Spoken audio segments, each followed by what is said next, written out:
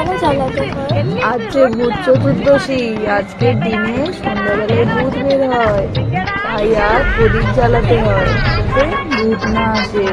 দিদি বাজি বাজাবি আয়।